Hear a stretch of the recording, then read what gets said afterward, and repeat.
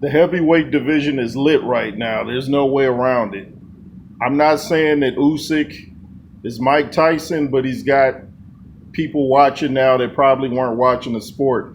Anytime you can bring outsiders into pugilism or boxing, man, you got something. And they always say, if the heavyweight division is popping, the sport is popping. So I got to give credit to Moses Atalma for bringing in viewership. Even here in America, they're talking about him now. And he's got the looks for it. You know, he's starting to open up. I'm noticing he's starting to be more funny. And we got a lot of great heavyweights out there. You know, young guys coming up. We got Caballel. We got Terramona, man. That would be a great matchup. Richard Torres Jr. is coming up. There's a lot of heavyweights out there. It's really stacked. It's really stacked. In other news, Jarrell Miller is saying that Dillian White took a dive. He tried to put on his homie, meaning Moses Atalma. I don't think Dillian would do that, man. He was talking odd leading up to the fight, which could make you question his motives, but I don't think he would go out like that. What was the point of training that hard just to take a dive unless that was part of the act to make it look more genuine? You got Tyson Fury coming out doing a video. Tyson Fury, dude, talking about Moses Atalma would wreck all the older dudes, even Usyk. So are you talking about yourself too, Fury? Or are you the only one that could beat Moses Atalma?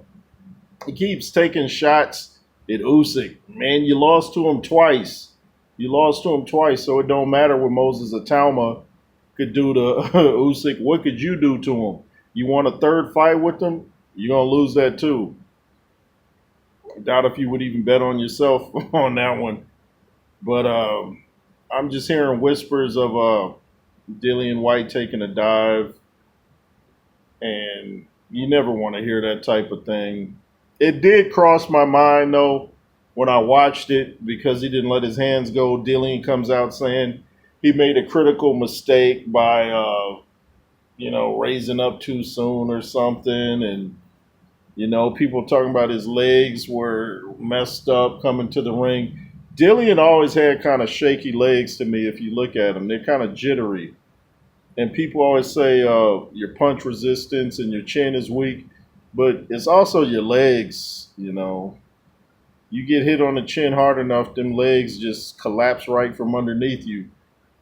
But I don't know what's next for Dillian. I see Derek Chisora keeps talking about he wants to see Dillian White and Joe Joyce on a farewell fight, But I don't know where Derek Chisora is getting at because people were trying to tell him to retire and still are, and he's still fighting.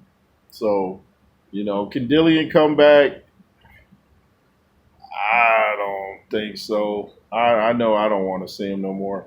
I said it before, man. I don't even think Dillian can beat Jake Paul right now. I just don't. In a legit fight. But Tyson Fury just going back to Tyson Fury, this dude just trips me out with all the stuff he says. He contradicts himself a lot, He's on social media more than he is in the ring. Like, just get in the ring, man. If you're gonna fight, fight. But stop doing these little sound bites about who would be who when you lost your last two fights. Just get in the ring and let's see what you can do. But the heavyweight division is popping, like I said. Don't know what's next for guys like Frank Sanchez and who am I thinking of? David Adelaide. I would still like to see something like Fabio Wardley versus Moses Atalma, but they're under the same camp. Don't they both have Ben Davison and under Frank Warren? So that's probably not going to happen. But I think that would be pretty nice. And this Terramona dude, like I said, the big Samoan. That's what Eddie Hearn. He's coming up. Richard Torres Jr. from America. Jarrell Big Baby Miller still in the mix. Jared Big Baby, the real Big Baby as he calls himself, Anderson. I don't know what's up with him. Looks like Andre Ward's in the gym talking about fighting AJ. Huge mistake. People just because AJ had an off night, a really off night against Dubois, I don't know where people are just thinking they could just come off the street and knock this dude out. Have you not seen this dude's power, man? It's like me. Like, I don't know anybody that could beat me at like Pac-Man or Tetris. I could have one bad game though and barely get 100. Next, I could get like more points than you've ever seen. But you'd be really mistaken to take my loss for that's who I really am. But you get a couple losses under your belt, especially in boxing, and people write you off. I always say even Tom Brady has some losses. Is he still the best quarterback to ever do it? Absolutely. Which heavyweight do you know that hasn't lost? Mike Tyson lost. George Foreman lost. Lennox Lewis lost, although he avenged those two losses.